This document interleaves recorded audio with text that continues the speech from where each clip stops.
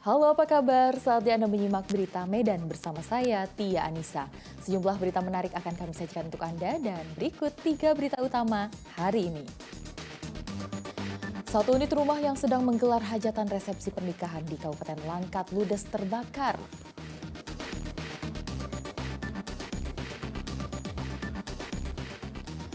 Rumah 2 lantai yang berada di pinggir Sungai Batang Serangan di Kabupaten Langkat ambruk akibat terjadi abrasi.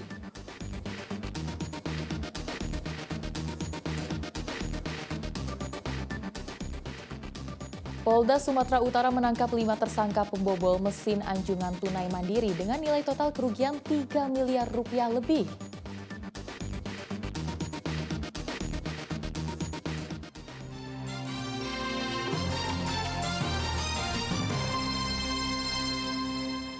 Kita ke informasi pertama. Satu rumah yang sedang menggelar hajatan resepsi pernikahan di Kabupaten Langkat ludes terbakar. Diduga api berasal akibat korsleting aliran listrik. Si jago merah melahap sejumlah rumah yang berada di Desa Banyumas, Kecamatan Stabat, Kabupaten Langkat. Api membesar dengan begitu cepat membakar rumah dan membuat kepanikan warga sekitar dan sejumlah tamu hajatan. Pasalnya, di lokasi rumah yang terbakar tersebut sedang dilaksanakan pesta hajatan resepsi pernikahan pemilik rumah. Bukan hanya rumah, namun sebagian tenda hajatan dan peralatan dekorasi pesta pun juga ikut terbakar. Sedikitnya 2 mobil pemadam kebakaran turun ke lokasi. Api baru dapat dipadamkan oleh petugas setelah 1 jam kemudian. Beruntung api tidak sempat merembet ke rumah sebelahnya dan sebagian tenda pesta dan pelaminan pernikahan karena tak lama kemudian hujan turun sangat deras. Kebakaran ini diawali dari suara ledakan yang berasal dari gudang rumah belakang dan pemilik rumah langsung mengejar sumber suara. Setibanya di lokasi ledakan, api dengan cepat terus membesar. Pemilik rumah menyuruh semua orang untuk keluar termasuk dengan keluarga dan tamu undangan. Ada lampu meledak itu. Terus rating bang ya? Ratingnya.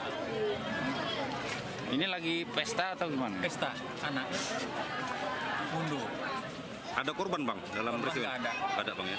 Mulanya tahu gimana Pak? Hah? Mulanya tahu bagaimana Pak? Mulai tahu ada meledak di kamar belakang, ya kan? Ya, di gudang meledak langsung terbakar.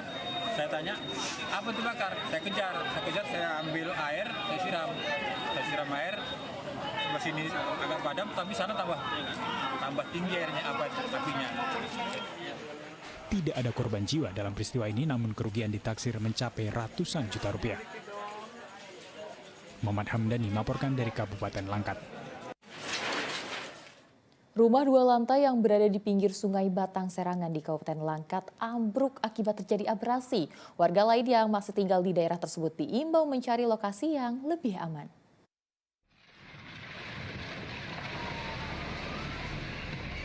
Satu unit rumah 2 lantai ambruk karena abrasi air sungai. Ambruknya rumah tersebut sempat terekam oleh ponsel milik warga dan membuat warga sekitar kaget. Rumah yang ambruk ini berada di pinggir Sungai Batang Serangan, Desa Pematang Cangal Barat, Kecamatan Tanjung Pura, Kabupaten Langkat. Rumah tersebut sudah lama tidak lagi ditempati dan kosong. Pemilik rumah maupun warga sekitar sudah memperkirakan akan terjadi peristiwa tersebut karena tapak rumah sudah terjadi longsor maupun abrasi.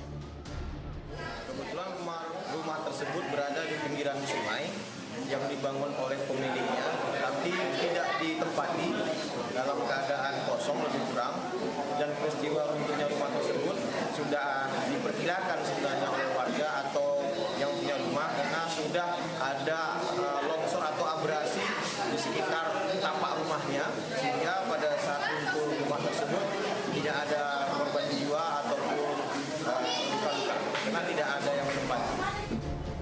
Dalam peristiwa tersebut tidak ada korban jiwa. Kini warga juga diimbau agar tidak tinggal di daerah aliran sungai dan mencari tempat yang aman karena saat ini masih ada beberapa warga yang tinggal di daerah aliran sungai. Muhammad Hamdani melaporkan dari Kabupaten Langkat. Pedofilia atau gangguan jiwa pada seseorang untuk melampiaskan hasrat seksual pada anak-anak patut diwaspadai. Seorang pria ditangkap personel Polres Padang Sidimpuan usai melakukan pencabulan terhadap beberapa anak laki-laki di lingkungan tempat tinggalnya. Dengan iming-iming mobil-mobilan, seorang pria berinisial RA memperdaya korbannya, yaitu anak laki-laki yang merupakan tetangganya, untuk mengikuti perintahnya memuaskan hasrat seksualnya. Salah seorang korbannya, anak laki-laki berusia 5 tahun, dicapuli pada 17 Agustus lalu ketika korban tidur di rumah RA. Jika menolak, pelaku mengancam tidak memberikan mainan. Penangkapan yang kami lakukan terhadap pelaku cabul terhadap anak dikarenakan yang bersangkutan melakukan perbuatan cabul dengan cara menggesek-gesekkan kemaluannya, kemudian menciumi bibir korban dan menyuruh korban untuk memegang-megang kemaluannya. Sehingga lewat perbuatan itu kami melakukan penetapan tersangka terhadap pelaku. Informasi yang didapat tersangka ini merupakan residivis, itu seperti apa? Iya, tersangka ini merupakan residivis di mana telah melakukan perbuatan cabul terhadap anak yang ketiga kali. Tindakan amoral ini diceritakan korban pada orang tuanya hingga akhirnya dilaporkan polisi. Saat diinterogasi, RA mengaku telah berulang kali melakukan pencabulan terhadap anak-anak dengan usia sekitar 4 hingga 8 tahun terhadap lebih dari 1 anak. Polisi menyita barang bukti di antaranya mobil-mobilan, pakaian korban, dan pakaian yang dikenakan tersangka saat melakukan tindakan kejinya. Tuti Alawiyah Lubis melaporkan dari Kota Padang Sidempuan.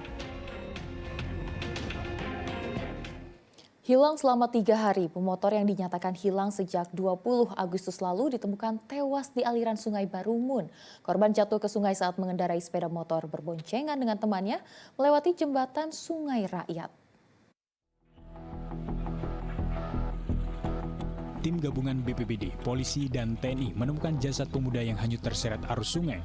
Korban terjatuh dari sepeda motor di jembatan Sungai Rakyat, Kecamatan Pane Tengah, Kabupaten Labuhan Batu. Jasad korban ditemukan di aliran Sungai Barumun, sekitar radius 9 km dari lokasi awal korban dilaporkan hilang. Korban Sahril Nasution, 20 tahun, merupakan warga Dusun 9 Rakyat, Kecamatan Pane Tengah, Kabupaten Labuhan Batu, hilang pada 20 Agustus lalu. Korban mengendarai motor berboncengan bersama temannya melintasi jembatan Sungai Barumun, Desa Rakyat. Naas korban kehilangan kendali, terjatuh ke sungai. Sedangkan teman korban ditemukan selamat beberapa saat setelah kejadian. Kita berkoordinasi dengan pihak pemerintah setempat, yaitu Pak Camat, Pak Dan Ramil, Kapolsek, serta personil kita di sana melakukan mengumpulkan data-data informasi dan pencarian. Dan kita juga berkoordinasi dengan Basarnas, yaitu wilayah Tanjung Balai, untuk pencarian warga masyarakat yang tenggelam tersebut.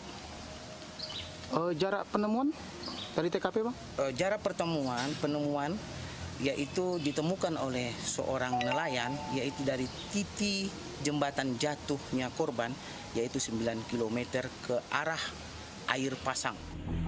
Selama proses pencarian, tim gabungan dibantu warga setempat menyisir derasnya sungai menggunakan perahu karet. Kondisi cuaca buruk dan tingginya debit air sungai mempersulit upaya pencarian korban.